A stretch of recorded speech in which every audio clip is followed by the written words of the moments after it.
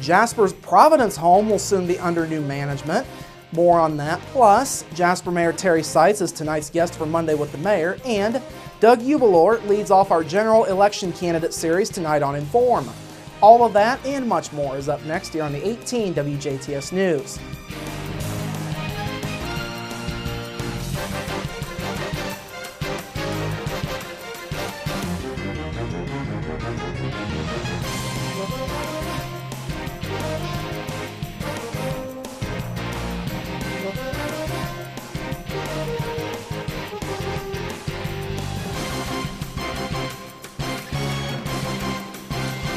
Hello, I'm Bradford Raths. We begin tonight with a Holland man being taken into custody after a weekend domestic dispute turned violent.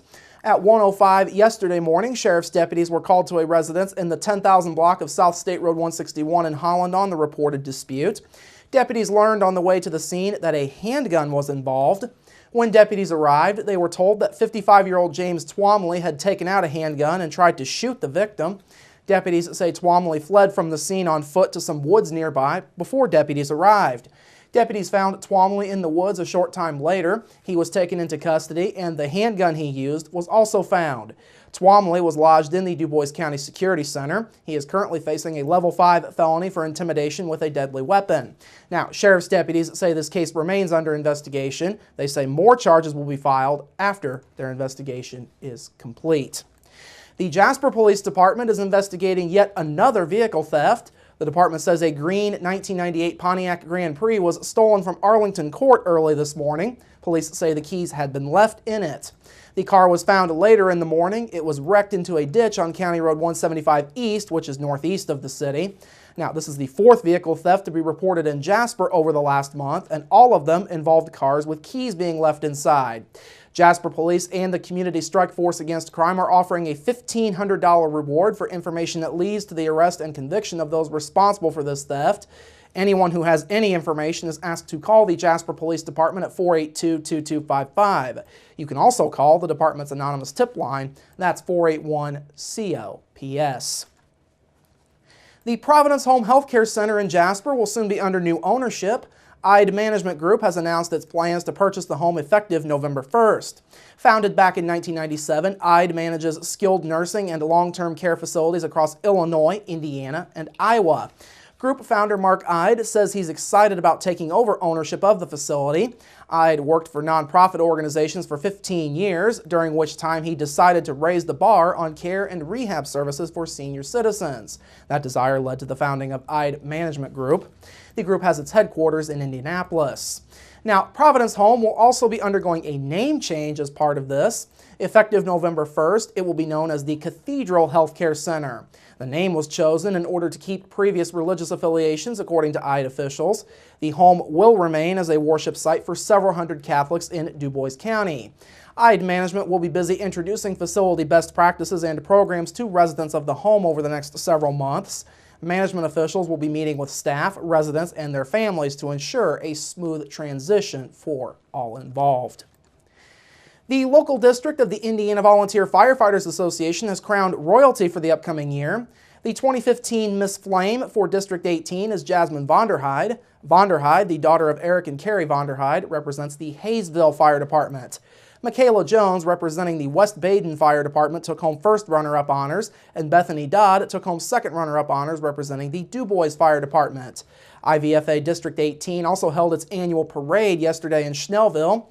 The Duckville Duck took home the Best Float honors. Best New Emergency Equipment went to the Jefferson Township Fire Department of Pike County.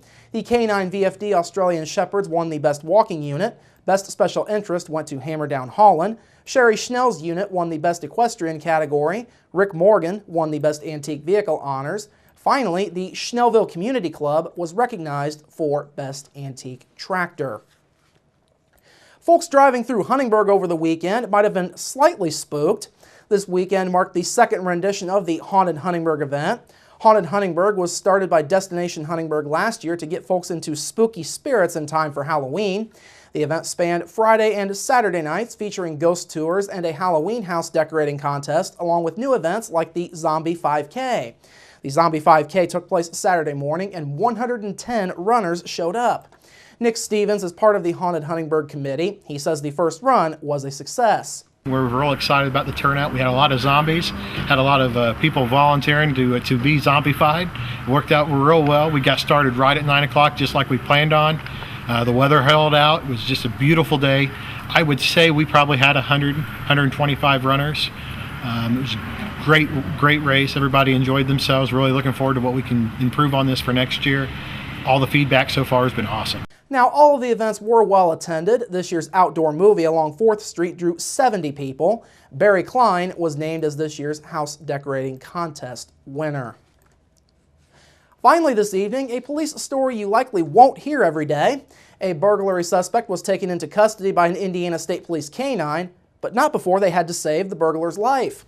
Now, this story begins at about 5 o'clock Saturday afternoon with an Orange County Sheriff's deputy on patrol along County Road 250 East near Paoli when he saw a burglary taking place in the 6200 block of the road.